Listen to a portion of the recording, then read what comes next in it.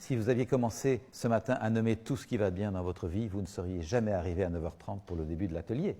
Vous seriez toujours en train de noter tout ce qui va bien dans votre vie.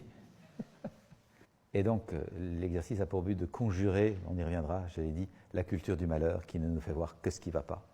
Culture du malheur dans laquelle s'engouffrent nos médias, bien évidemment.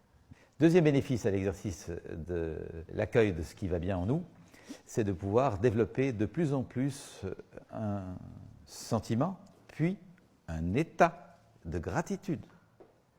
Plus je sais ressentir la gratitude quand elle est là, parce que j'ai vu les choses belles et bonnes que je vis, plus s'instaure en moi non plus un sentiment passager, à la merci d'un changement de courant d'air, mais un état de gratitude que je porte à travers les circonstances. Et ça, à mes yeux, c'est tout sauf bisounours.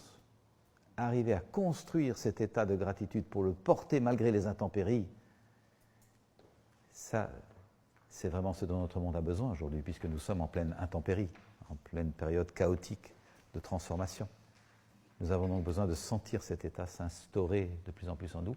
Et il se nourrit du fait que je suis conscient et que je capte les occasions de gratitude le plus régulièrement possible pour thésauriser, si je puis dire, concrétiser, cristalliser l'état à l'intérieur de moi-même. Vous le savez, la psychologie positive fait des études intéressantes sur la gratitude, qui est tout sauf bisounours. Évidemment, dans le monde un peu cynique que nous avons créé, enfin un peu cynique c'est peu dire, cynique et matérialiste que nous avons créé, la gratitude n'a pas beaucoup de crédit. Ça paraît gentillet. Cependant, la psychologie positive voit clairement par des études que les personnes qui développent de réguliers moments de gratitude sont des personnes qui se révèlent en bien meilleure santé,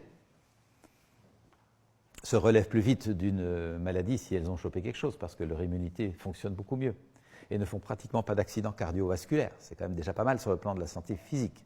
Mais sur le plan de la santé psychique, ce sont des personnes qui se révèlent infiniment plus bienveillantes.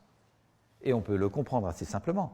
Si depuis ce matin, depuis hier matin, depuis il y a 15 jours, depuis il y a 15 ans, je m'enchante régulièrement des choses belles et bonnes que je vois et que je vis, si tout d'un coup la relation devient un peu frictionnante, ce qui ne manque pas d'arriver évidemment avec l'autre, je recherche l'enchantement. Comment va-t-on dépasser ce moment-là en se comprenant peut-être un peu mieux pour arranger les choses?